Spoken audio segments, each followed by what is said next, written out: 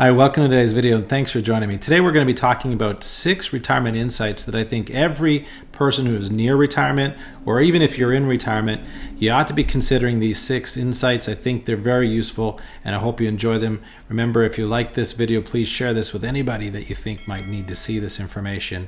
And if you're new to this channel, welcome. My name is David. I'm an active advisor working with individuals, families, and business owners right across Canada. Been doing this for about 22 years. I create their financial plans, invest their money, do their insurance, work with business owners, teach them how to take money from their business without paying any income tax. But hey, enough about me. Let's get into why you're here today. So let's look at the first one. Insight number 1, having a financial plan. Well, if you know me and if you're following my channel, you'll notice this happens to be something that I talk about in every single video, just about every single video, and that is you got to have a financial plan. I'm a firm believer that everyone, young or old, should have a financial plan. I say that this is seeing the outcome of your planning decisions before you commit to them. You got to think about the end in mind, how you're going to use your money, how you're going to pass on your money. That teaches us what we should be doing years earlier and how to actually develop the strategies to get what you want in retirement. So having a well-crafted, well-thought-out financial plan is very useful. Now, one of the things that I came across with some people when I talk to them, and they say, oh, well, we have a financial plan. And I'll find out quickly that it's not a financial plan, it's more of time value of money calculation. Answering the question, how long will your money last?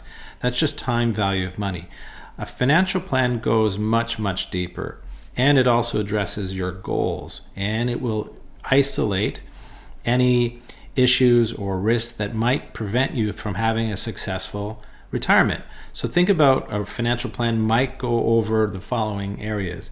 It's going to talk about how much money you need to deposit to your investment accounts, in what kind of investment accounts you'll need to deposit your money, whether it's an RSP or tax-free savings accounts.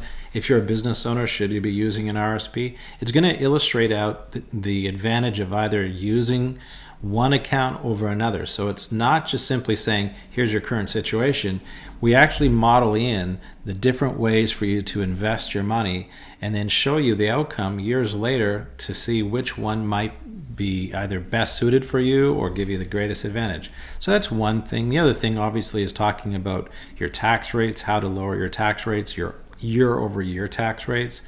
What happens when you make a decision, a financial decision? How does that affect your estate plan? So is it create more taxation? Does it reduce the amount of money that'll be going towards your beneficiary, or does it increase the amount of money? So those planning decisions, we look at what happens on the other end many, many years later.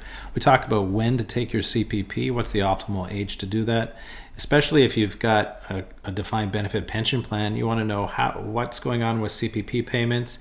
If you've got an RSP that you're going to be using, do you take your CPP early or later? Do you start doing an RSP meltdown with your RSP, or do you just allow it to riff and take that income stream? So many things with a financial plan is going to reveal for you, first of all, the number one thing, it's going to create a lot of less anxiety about retirement. You're just going to actually feel the weight drop. When I see these videos, I actually see physically my clients, see their shoulders start to sink because now the answers are being revealed and you finally have an answer as to what's going on and that you're going to be okay.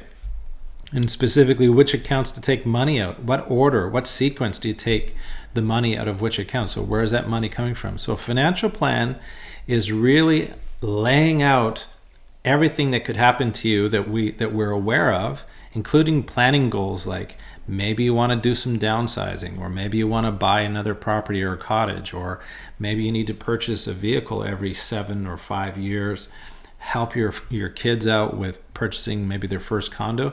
And so you would put all those funding goals in your financial plan, and we're going to see how we're going to fund those up from which accounts. So financial plan, it's a beast of a document, but it's the one thing that's going to keep you successful and lower your anxiety and make sure you just have a successful retirement. So that's got to be the number one, especially from me, someone who always bangs you over the head with financial plan. Okay, insight number 2, you got to have an emergency fund. Now think about this. You might be 60 years old and you're saying, really? An emergency fund? That was something I needed when I was 30 years old, right? Because stuff happens all the time. The car breaks down. We've got to buy something like maybe some new clothes because we're getting a new job, and we've got a big, some suits or business attire or whatever. So emergency fund, things come up. No, why is an emergency fund very useful? I want you to think about the situation we've been in the last 2.5, 3 years. We're in 2023. So if you're watching this video 5 years from now, remember we're 2023. But probably 5 years from now, we're going to have a similar event in the fact that there might be some kind of economic situation that creates an environment where the stock market drops. And so we're saying, okay, are we really going to do these big redemptions out of your RSP and your tax-free savings account when the market is dropping? That's not good. That's going to really deplete your balance in a fast way. So for anybody that is like the 50-ish, maybe 55 or older, or someone who's really, really near retirement, maybe you're age 60, you don't want to have negative portfolio returns in doing withdrawals. This is going to amplify the rate at which your balances are going to decrease. So what you want to do is have an emergency fund. So I talk about the 3-bucket strategy. It's either here or here. I can't remember with the mirroring of my camera, but check out this video about where I talk about the sequence of withdrawals. So if you had 2 years, let's say into retirement, you had 2 years of negative withdrawals, that would seriously deplete your portfolio versus someone who didn't have, like maybe had an even rate of return, like in a GIC portfolio, or someone that had 2 years in their first 2 years of retirement, had 2 positive years of returns. Those balances, when you go out 10 years, are going to be very different because the first 2 years were negative for that person. That amplified the rate that their portfolio dropped. So it's really important that you would have this idea of having a 3-bucket strategy, or just having a reserve. That video up there about the 3-bucket strategy is useful for you.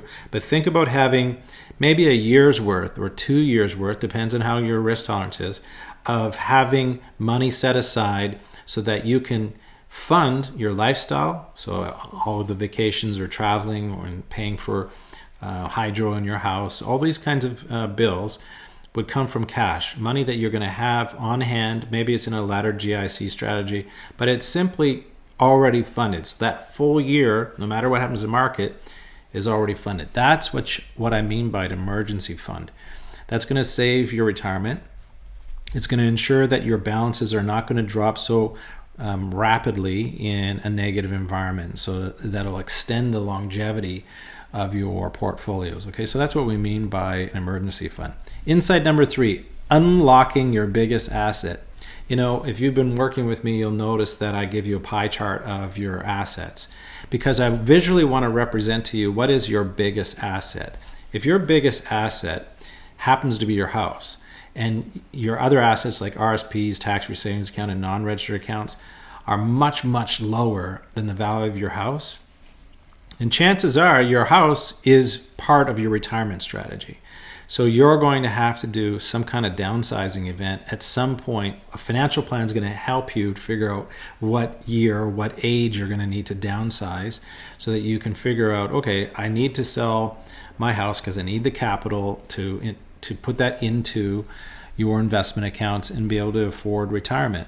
So if downsizing is part of your retirement strategy, then you're going to need to do one of 2 things. One is you're going to need to sell your house, or 2, you're going to need to do a reverse mortgage. I just did a video on reverse mortgages, so pay attention to this video up here. It's everything about reverse mortgages, so you can understand what that means.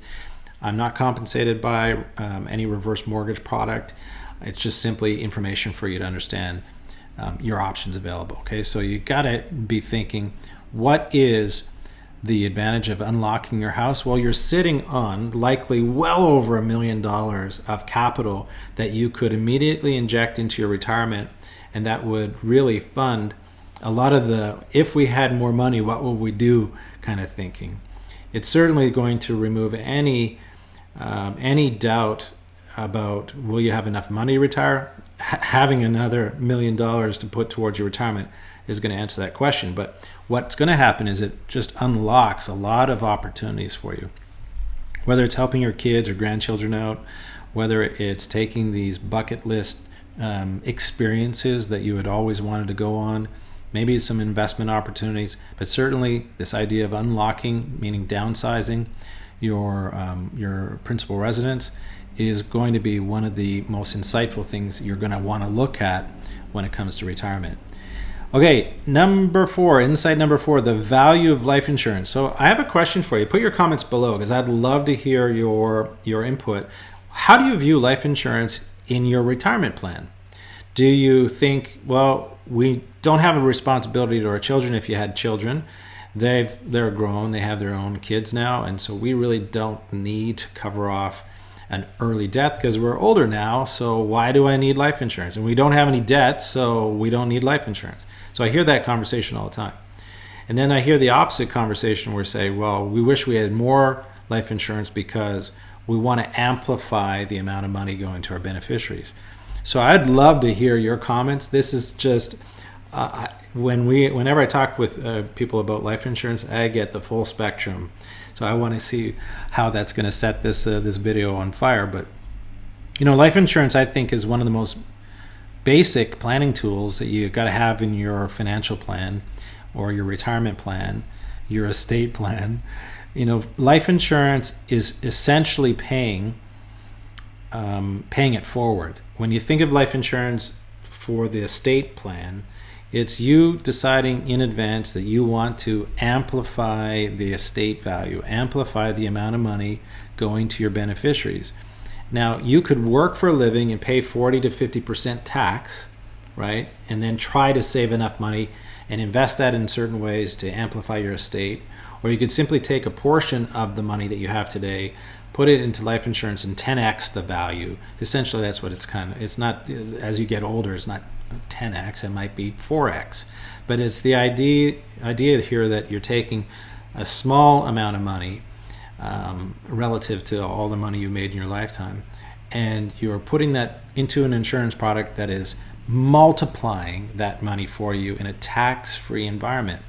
It's got to be, I think, one of the easiest ways for you to maximize the amount of money going to your beneficiaries. Now, if you're a business owner and you have money trapped inside your holding company or corporation, and you're being told by your accountant, well, just dividend it out until infinity, until you pass away, that's not a strategy. That's just that's an account. I'm not belittling an accountant, but that's just an accountant saying, here's how you take money out of your company from a tax point of view, that a dividend is going to be better than just simply paying yourself a salary. Now, the better option is to have your insurance owned by your corporation. Your corporation deposit, watch this video up here about this. Your corporation deposits the money inside of the corporately owned life insurance policy, and then you're now going to take that money out through the life insurance via loans, and these are loans. This isn't doing cash withdrawals. And so effectively you've been able to take money out of your corporation without paying any income tax. And it's one of the most powerful tools you can use as a business owner to take money from your company. So life insurance, there's a couple insights as to how to use life insurance in your retirement plan. Okay, insight number 5, and we're almost there, only these 2 left. Maintaining good health. Now, of course, you might say, well, that makes sense. But you know what? There's no point in being a wealthy person of poor health. That is a miserable life. You have to maintain your health. The best retirement plan involves you being healthy and strong, not just physically, but having, great cognitive abilities to be able to be, thinking like this throughout your retirement. So if you really want to have a successful retirement, start doing some physical exercise today. I don't care what it is. You want to go to the gym, go to the gym. You want to kayak, you want to walk, run, bicycle, whatever physical fitness that you can get in today, just do it on a consistent basis. Enjoy it. If you can do it with other people to make it even more fun, more interactive, and grow your network of people that you're going to retire with, that's going to help your, not just your emotional state, but also your cognitive ability, the ability to exchange ideas and have a free-flowing conversation, sharpen your brain, asking each other questions about politics and money and religion and current affairs and all those things. That keeps your mind sharp. Now, if you can also do something where you're actively involved in your community, is an even bigger thing, because now you're now connected to your community. You're giving back some of that great experience you've had over your entire life. If you want to help your community and have a better community, you need to inject yourself into that community and elevate your community with your knowledge, your passion, your zest for life, and all that experience that you've built up. So maintain good health, and you're going to have a successful, happy retirement. And the last one, insight number 6, and thank you for sticking around for this video. The last one is having a sense of purpose in retirement. You know, the people that don't retire and put it off, often they don't have something that they're eager to get to. They haven't figured out what really gets them excited beyond the work that they've been doing for 30 years. They don't really have this, I'm not sure what I want to do, so I'll just keep on working. And you need to have a sense of purpose in retirement. If you just go into retirement full stop and then sit in your home and, okay, now what do I do?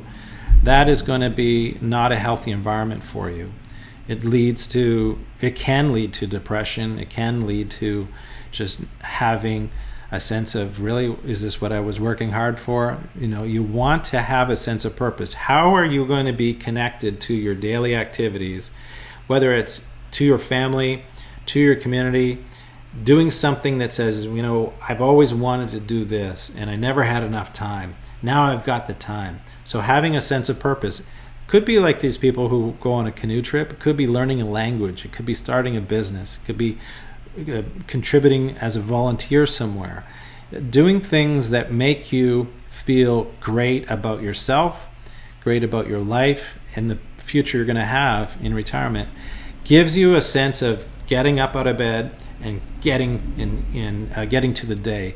I talk to so many retirees, and they are more busier in retirement than they were when they were working, because they are now exploring all of the things they just wanted to get after in retirement, and they have the freedom to choose when they want to do those things. So it's a powerful time in your life. Well, that's it.